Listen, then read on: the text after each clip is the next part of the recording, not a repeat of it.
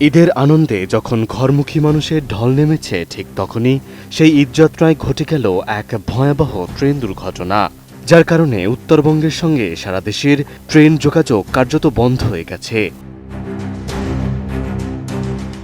বুধবার দুপুরের দিকে বগুড়ার সান্তাহার স্টেশন ছাড়ার কিছু সময় পরেই ঢাকা থেকে চিলাহাটিগামী নীলসাগর এক্সপ্রেসটি হঠাৎ লাইনচ্যুত হয়।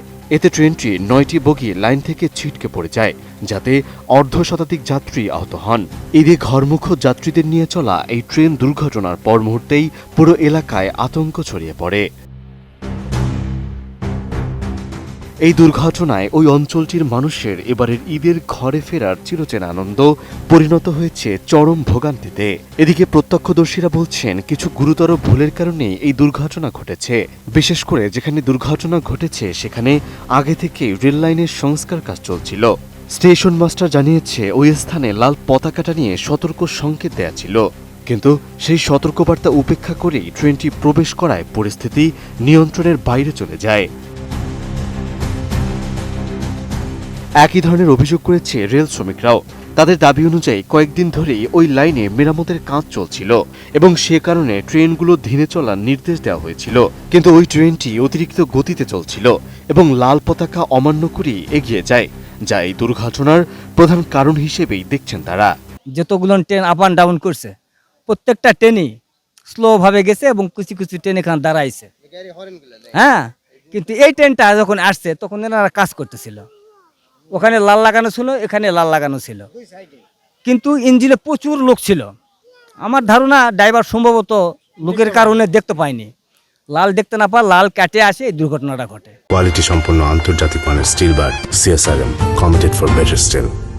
প্রত্যেকটা ট্রেন এখানে স্লো করছে, এখানে দাঁড়াইছে, তারপর ট্রেনটা সেরে গেছে। এরপরে প্রত্যেকটা ট্রেন সেরে গেছে এভাবে। কিন্তু ঘটনাস্থল থেকে যখন রেলটা কাটিং করে আমরা রেলটাকে আবার বসায় ফিস প্লেট লাগাইছে, এখন ওই প্যান্ডেল ক্লিপে, যেখানে প্যান্ডেল ক্লিপ বলা হয়, প্যান্ডেল ক্লিপটা লাগানো হয়নি। এই সময় ট্রেনটা চলে আসছে। তো চলে আসার পরে মিস্ত্রি সাহেব মানে ঘটনাস্থল থেকে 400 মিটার দূরে লাল ফ্ল্যাগ নিয়ে গেছে, কিন্তু এলএম সাহেব কোনোভাবেই ট্রেনটা স্লো করে নাই বা স্পিডটা কমায় নাই, মানে স্পিড মানে 100 গতিতে আছে। এই জন্য এই ঘটনাটা হয়েছে। লাল ব্যানার ছিল এবং কশন অর্ডার দেওয়া ছিল। তখন কি লাইন খোলা ছিল? না, লাইন লাগানো ছিল, প্যান্ডেল লাগানো ছিল, একটার পর একটা লাগানো ছিল। তাহলে দুর্ঘটনা যে পুরোপুরি আমরা লাইনটা এখানে যখন আমরা সেট দিই, বুঝছেন, কশন অর্ডার দেয় এবং দুই পাশে লাল ছিল, ব্যানার ফ্ল্যাগ ছিল, জোরে না আসে। সকাল থেকে গাড়ি স্লো হয়ে যাচ্ছে, প্রত্যেকটা গাড়ি স্লো গেছে, আমরা ধীরে ধীরে পার করে দিয়েছি। এই গাড়িটাই মানে কারণ যে মাস্টার তো কশন অর্ডার ছিল। হ্যাঁ দিছে। দুর্ঘটনার কারণটা হচ্ছে ড্রাইভার সাহেব লাল ফ্ল্যাগকে ফলো করে নাই। এটাই দুর্ঘটনার সবচেয়ে বড় কারণ হয়ে দাঁড়াইছে। দেখেন এখানে মিস্ত্রি সকাল থেকে যে ট্রেনগুলো আসছে সেগুলো আসে দাঁড়াইছে, আস্তে করে পার হয়েছে, লাইন ঠিক করেছে, কিন্তু এই ড্রাইভার সেটা করে নাই। আমরা গার্ড সাহেবকে প্রশ্ন করেছি, করছে আমার কাছে কোনো মেসেজ আসেনি কন্ট্রোল রুম থেকে যে আমি এখানে করবো। অন্যদিকে এই বিষয়ে প্রশাসনের পক্ষ থেকে বলা হয়েছে ঘটনার প্রকৃত কারণ নিশ্চিত করতে ইতোমধ্যেই তদন্ত কার্যক্রম শুরু হয়েছে। এ লক্ষ্যে রেলের ঊর্ধ্বতন কর্মকর্তারা দ্রুত 4 সদস্যের একটি তদন্ত কমিটি গঠন করেছেন। তবে তদন্ত শেষ না হওয়া পর্যন্ত এই ঘটনার সঠিক কারণ নির্ধারণ করা সম্ভব নয় বলেও জানিয়েছেন তারা।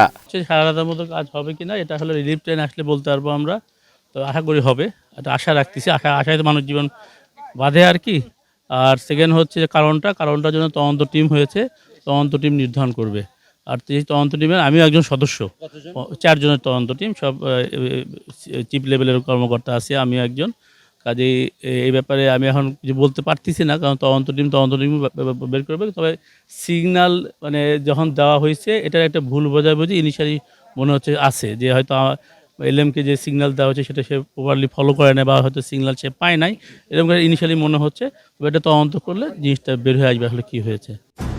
এদিকে দুর্ঘটনার পরপরই উত্তরবঙ্গের সঙ্গে ঢাকার রেল যোগাযোগ পুরোপুরি বন্ধ হয়ে গেছে, ফলে বিভিন্ন স্টেশনে আটকে পড়া যাত্রীদের দুর্ভোগ আরও বেড়ে গেছে এবং সামগ্রিকভাবে যাত্রা কার্যত বিপর্যস্ত হয়ে পড়েছে।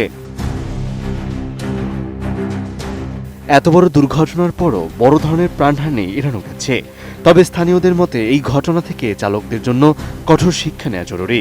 বর্তমানে উদ্ধার কাজ চলমান রয়েছে এবং লাইন সচল করতে দ্রুত পদক্ষেপ নেওয়া হচ্ছে, যাতে উত্তরাঞ্চলের সঙ্গে রেল যোগাযোগ দ্রুত স্বাভাবিক করা যায়। মেহেদী হাসান, এটিএন নিউজ।